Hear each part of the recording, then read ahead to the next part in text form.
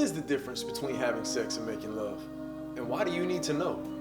In today's episode, I'm going to answer both of those questions just for you. Welcome to another episode of Holistic Lifestyle Coaching with Ryan David. I'm Ryan David, and if this is your first visit to my channel, what I do here is I focus on fulfillment, achievement, and balance in the areas of psychology, emotion, and behavior by offering advice, suggestions, life coaching tips, tools, strategies, and just helpful information overall. So please consider subscribing if that interests you. I'll link a few of my other videos for you to check out at the end of this one. Now, this particular episode is part of a series I'm doing called Distinctions, where I differentiate between specific terms and concepts in an attempt to educate and empower you with useful, practical knowledge that relates to your everyday life. And today's distinction probably caught your attention no matter who you are.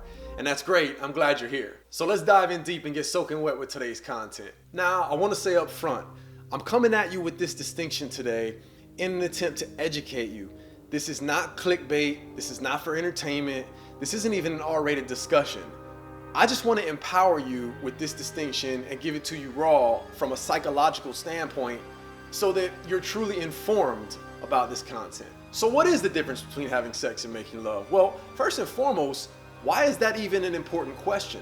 For a few reasons, actually. But most importantly, because the quality and the strength of your relationship and love life could come down to knowing the difference. So it's better to know now than to have to play catch up and work harder from behind later down the road. I'll tell you right now, the main difference today has to do with intention and the meaning behind what we are doing, specifically in terms of relationships with our partners. And that's one of the main reasons it fits in perfectly, not only in this series, but on my channel, being that one of the major themes you'll find on my channel is living on purpose and acting with intention. Today's distinction also deals primarily with the meaning of your connection, being active or passive, and acting selfishly or looking to give. Let me elaborate and be more specific in those areas. The first basic difference between having sex and making love has to do with giving and getting. Sex alone is essentially selfish. It's passive in terms of contributing, and it's a naturally occurring behavior. With making love, you are consciously involved in the process with an intention and focus on actively serving your partner. Think of it like this. Let me give you an example or an analogy in the area of communication. Consider the difference between listening to someone and just hearing them. Have you ever been so interested or intrigued by a conversation with somebody that you paid extra attention because you wanted that person to know that you were listening and that what they were saying was important to you? That's what you're doing sexually with your partner when you make love to them. Now, have you ever been in a meeting or a class or a conversation where you heard everything the person was saying, but whether or not they knew you were listening didn't really matter as long as you got the information that you needed? That's having sex. In terms of the connection in relationships, a lot of people will use sex as a vehicle to establish or discover a connection and possibly enhance it. And sex is an intimate act, so naturally it may bring two people closer together than they were before, but that doesn't necessarily translate to a meaningful connection for both people. That's why relationships based on sex do not last. Relationships that are purely sexual in nature or that have sex at the center of them in terms of what connects the two people, they're shallow and they're destined to fail no matter how pleasurable they are. Why? Because ultimately we habituate to pleasure over time. So at some point, pleasure alone will not be enough. At the end of the day, for a relationship to last, it has to be built on a foundation of mutual love at the core. And the couple can then incorporate some variety into what they already have together. Pleasure is not a substitute for meaningful substance. One of the things I want you to take away from this distinction, especially if you're young or inexperienced when it comes to relationships, is why it's important to create a loving bond in a relationship first before jumping into having sex or being physical, hoping or wishing or wanting it to turn into making love. Let me state the obvious here. Genuine love needs to be present for someone to make love to you. And you can't force or demand or require someone to possess the feeling of love that's needed for them to make love to you. Making love is the ultimate celebration and expression of a meaningful connection shared by both people based on how they feel for one another. It's almost a mutual act of worshiping that stronger, higher connection together. Making love is an act of expression where your focus is on the other person and you're attempting to show them how strongly you feel about them or how much you care about them. Again, almost by treating their body as though you're worshiping it in an attempt to connect with them spiritually or emotionally. That's how much of a role appreciation plays in making love. Having sex is a purely selfish act that involves and requires someone else to be involved. Now, from an emotional investment standpoint, having sex is elementary. Anyone capable of having sex can do it. It's basic and immature, really, because the focus is on you and what you can do to gain pleasure from the other person, or how you can get them to pleasure you. This is also where and why many people confuse love and lust, but that's another episode of Distinctions altogether. Look out for that one. Now, in terms of emotions, the simple explanation is often that sex is strictly physical and not emotional, but I highly disagree. I think there are a ton of emotions involved. They're just more selfish in nature when it comes to having sex, meaning they're more about how you perceive yourself during the experience or how you think you'll be perceived. For example, fear, doubt, worry, regret, uncertainty, inferiority, anxiety, embarrassment, shame, guilt, all emotions. And all emotions centered and focused on you and you alone. This is because with sex, there's a lack of comfort when it comes to vulnerability, whereas being vulnerable is one of the essential ingredients to making love and connecting with your partner. Intimacy, trust, and respect being some of the other key ingredients that are involved in making love. Think about it. You can have sex with someone that you don't trust or respect. 10 out of 10, I don't recommend it, but the fact that it's possible is one example of just how different these two things are. Again, making love is literally a celebration of the trust and respect between two people, along with the appreciation for one another. So if those things are lacking, love isn't part of the equation.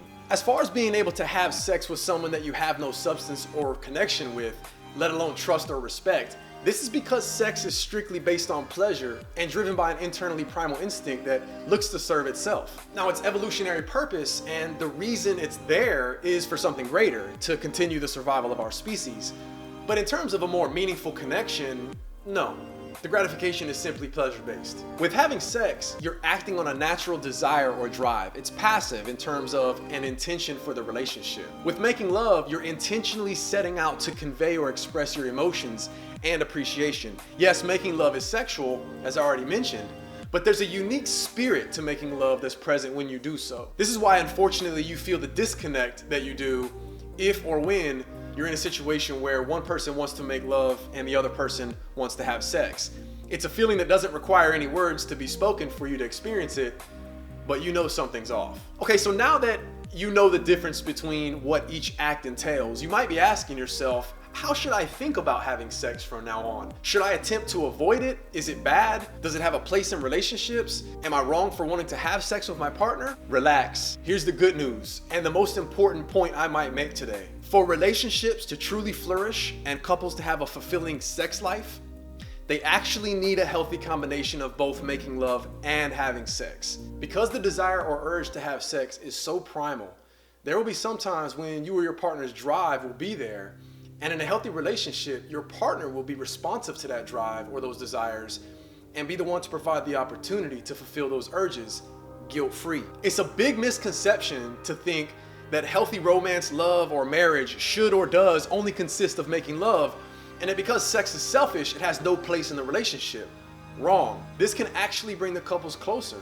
After all, you should want to be the subject of your partner's sexual needs, desires, fantasies, or wishes that are basically selfish in nature. The ability or versatility of being able to have sex with your partner as well as make love with them has amazing perks. It can be combined with things like role play or flirting to provide variety, spontaneity, and seduction, and act out a naturally occurring instinct that each of you will have. But it's about balance, once again. Sometimes it's about we, sometimes it's about me. And that will work fine both ways if both people are open, honest, and comfortable communicating with each other. Communication is actually another one of those essential ingredients to healthy relationships. For me, there's absolutely nothing better than being in a loving relationship with one person who can meet all these needs.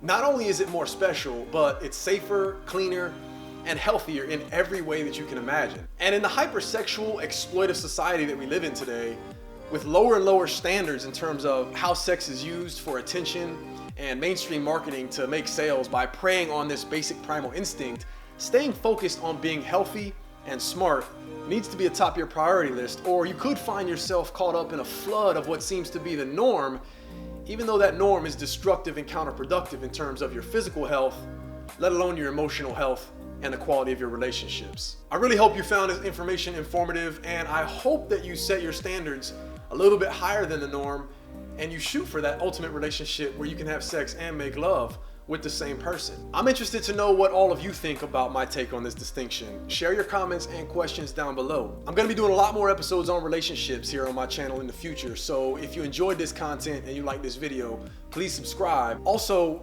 do you like this gray goatee? Do you think it's sexy, or should I keep it smooth and clean shaven down there? And what about the glasses? Do they do anything for you? Hook me up down below in the comment section and share your thoughts with me. Until next time, be safe, be smart, and stay thirsty. What the f? No, don't do that. Don't do that. All right, so for the bloopers on this episode, I had to get creative because I can go from 0 to explicit real quick, and with this topic, I had to be careful, all right? So what I'm gonna do is I'm gonna combine all of the puns and sexual innuendos that took place throughout this video, some of them intentional, others not so much. Roll it. Dive in deep, give it to you raw. Harder from behind, it fits in perfect, it's soaking wet. I'm coming my life, bro. Hook me up down below and keep it smooth and clean shaven down there. Let me go take this cold shower.